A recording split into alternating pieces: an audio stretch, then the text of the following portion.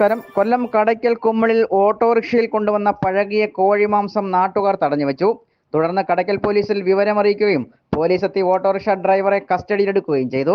ഇന്ന് രാവിലെയാണ് സംഭവം നടന്നത്. തിരുവനന്തപുരത്ത് നിന്നും ഓട്ടോറിക്ഷയിൽ കൊണ്ടുവന്ന 200 കിലോ കോഴിമാംസമാണ് കുമ്മളിൽ വെച്ച് നാട്ടുകാർ തടഞ്ഞുവെച്ചത്. കോഴിമാംസം വിൽക്കുന്നതിന് വേണ്ടി ഓട്ടോറിക്ഷ നിർത്തിയിട്ടിരുന്ന സമയത്ത് സമീപത്ത് കൂടി പോയ കാൽനട യാത്രക്കാർക്ക് തോന്നിയ സംശയമാണ് ഓട്ടോറിക്ഷ പരിശോധിക്കുവാൻ കാരണം. ഓട്ടോറിക്ഷയിൽ നിന്നും രൂക്ഷമായ ദുർഗന്ധം ഉണ്ടായതിനെ തുടർന്നാണ് ഓട്ടോറിക്ഷ നാട്ടുകാർ പരിശോധിച്ചത്. വരുന്നവരാണെന്നാണ് പൊതുവെ സമൂഹത്തിൽ പറയപ്പെടുന്നത്.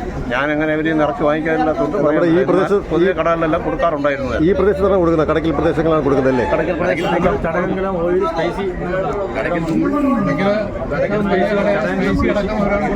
യാതൊരുവിധ സുരക്ഷാ മാനദണ്ഡങ്ങളും പാലിക്കാതെ കോഴിമാംസം ഡിഷുകളിലാക്കി അടുക്കി വച്ചിരിക്കുകയായിരുന്നു.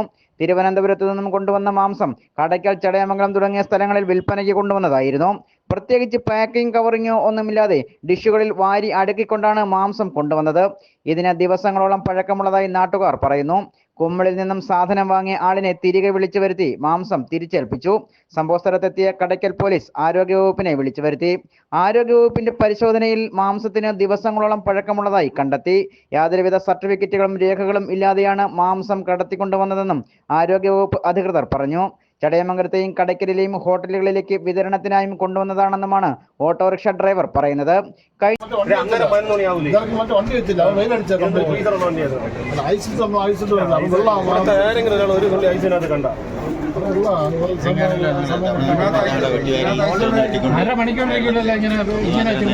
അതാണ് അവർ പറയുന്നത്.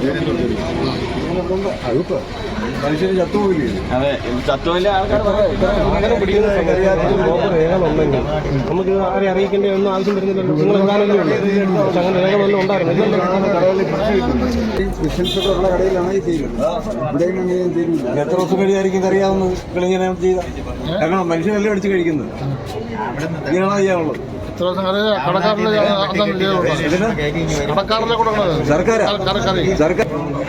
കഴിഞ്ഞ കുറെ ദിവസങ്ങളായി ഓട്ടോറിക്ഷയിൽ ഇത്തരത്തിൽ കച്ചവടം നടന്നു വരികയാണെന്നും ഇയാൾ പറഞ്ഞു.